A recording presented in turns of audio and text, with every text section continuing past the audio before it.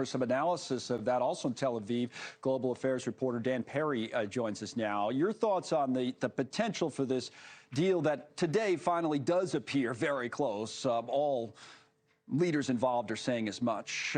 What do you make of what you've heard? It certainly looks like something will happen because all the sides, including Hamas and Israel and Qatar, are declaring optimism. So they'd all look pretty foolish if it fell apart. Although when you're dealing with a terrorist group, you never really know what is true and what is psychological manipulation. But I do expect it to happen. This is the easy bit. This is what passes, I think, for some sort of confidence building measure, where Israel's not releasing convicted murderers and Hamas, it looks like, will only release infants and children and their mothers, hostages that they get a terribly bad rap, even worse than their usual, around the world for even holding. So it's not that difficult for either side. It will get a lot trickier when Hamas starts claiming that they're holding on to Israeli men who are, many of them, soldiers in the reserve army.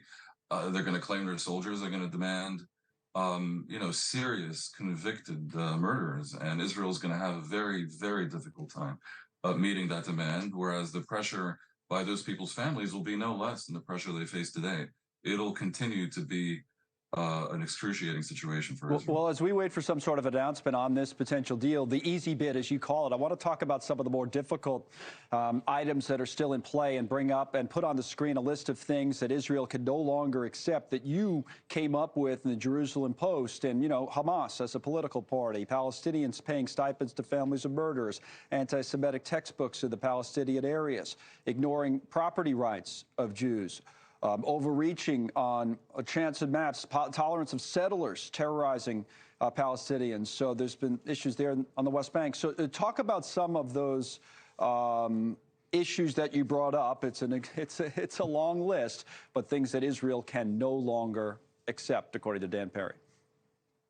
Well, some of those were malfeasance done by Israel, like allowing extremist settlers to rampage in the West Bank, which had done and which caused the army to be distracted by tensions self-created by Israel on October 7th, which is why they were almost not present on the Gaza border. But much of that article that you mentioned is an attempt to explain how the complete implosion of the status quo ante of October 7th, I think, does move the needle on some of these issues. Israel had been willing to accept a lot of things as part of some imperfect arrangement that they thought was containable, that I don't think they will accept in the future. And number one, of course, is the idea that right across the border, a mile away from communities that are clearly peaceful communities that no one considers occupied territory, sit terrorists who at any given moment might attack with blowtorches and machine guns, as we saw on October 7th,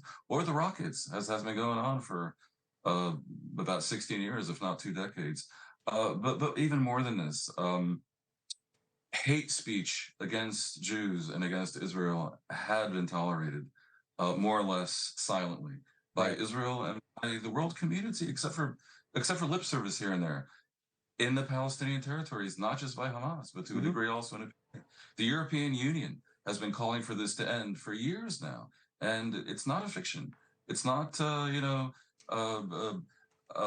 nitpicky Israelis, insisting on manipulating someone else's educational curriculum. Outrageous things are being taught to the children there, and we see the hatred that it's begat. And I think as we go forward to the day after, stuff like that will cease to be tolerated. There's some big questions about the day after this war, some of which you just brought up, some more military-related questions. The Netanyahu government as well has come into question. So as we wait for this hostage deal to be announced, again, imminent announcement, what effect does that have on the prime minister of Israel? Has been under a lot of political pressure before the war and certainly more as the war goes on in some ways.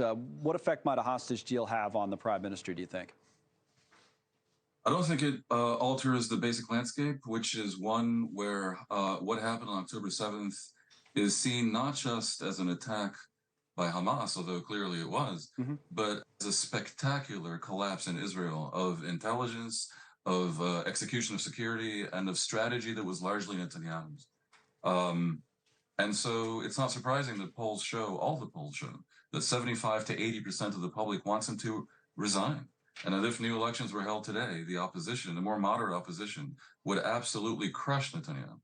Now, there are some complications here because in some ways the people have moved to the right in terms of even lesser distrust, lesser trust of the Palestinians. And I'm not sure they're ready for a two-state solution in the West Bank. Nonetheless, I think politically, the who stands to profit is the centrist parties that are more moderate in a way, but they're simply not Netanyahu. Netanyahu, I believe, his brand has been hobbled to the point of irreversibility, and he's trying to hang on. Right. And he's projecting through proxies that you don't change a leader in the middle of a war, but that has given rise to a lot of criticism that he has, therefore, personal interest in having the war be prolonged, which the people of Israel do not, the world does not, the Palestinians do not. Maybe Hamas actually does, in a way. That's a really interesting way of looking at it. Insurgency like we saw in Iraq. Yep. Yeah, strange bedfellows. We were strange indeed. So the Prime Minister meeting now with his cabinet maybe to approve this hostage deal with, as Dan says, much larger questions to come after that. As always, Dan Perry, thank you for your analysis live today from Tel Aviv.